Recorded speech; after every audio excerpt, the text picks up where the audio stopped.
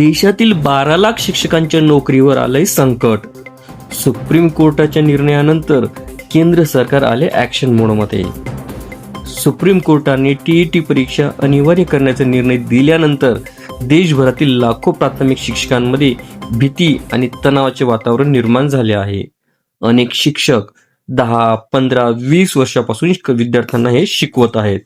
मात्र आज त्यांनाच विचारले जात आहे की टीईटी आहे का. एकीकडे विद्यार्थ्यांचे भविष्य आणि दुसरीकडे स्वतःची नोकरी वाचवण्याची लढाई. अशा पद्धतीने शिक्षक सध्या दुहेरी कात्रीमध्ये सापडले आहेत.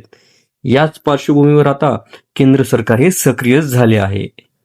केंद्रीय शिक्षण मंत्रालयाने 2011 पूर्वी नियुक्त झालेल्या शिक्षकांची संपूर्ण माहिती सर्व राज्य सरकारांकडून मागवली आहे. 16 जानेवारीपर्यंत ही माहिती देण्याचे आदेश आणि 31 डिसेंबरलाच राज्याच्या मुख्य सचिवांना पत्र हे पाठवण्यात आले आहे. यामुळे देशातील सुमारे 12 लाख शिक्षकांना दिलासा मिळण्याची आशा आता निर्माण झाली आहे.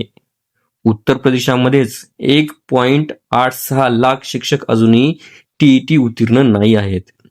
राज्यांना शिक्षकाचे वय, शैक्षणिक पात्रता, प्रशिक्षण आणि इयत्ता याची सविस्तर माहिती ही द्यावी लागणार आहे.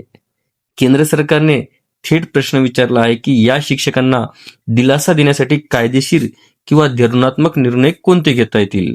दरम्यान 8 फेब्रुवारी 2026 रोजी होणाऱ्या सीटीटी परीक्षेला यंदा विक्रमी 25 लाखाहून अधिक अर्ज हे आले आहेत. उत्तर प्रदेश, राजस्थान, मध्य प्रदेश, झारखंड इत्यादी राज्य त्यामध्ये सहभागी आहेत. अशा प्रकारे सर्व शिक्षक हे अडचणीत येऊन बसलेले आहेत. टीईटी सक्तीला सूट मिळणार का? केंद्र सरकार शिक्षकांच्या बाजूने निर्णय घेणार का?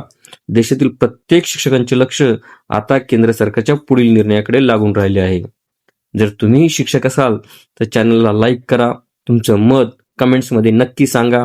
अशाच महत्त्वाच्या अपडेटसाठी चॅनलला सबस्क्राईब करायला मात्र विसरू नका.